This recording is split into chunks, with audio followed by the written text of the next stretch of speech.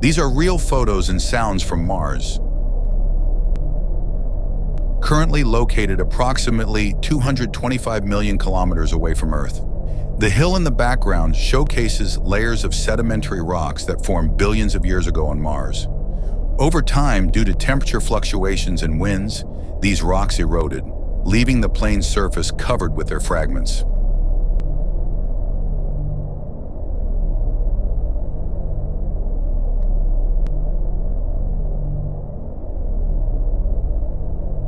At noon, the Martian sky has a yellow-brown hue, but during sunrise and sunset, it turns blue. Subscribe to explore the red planet together.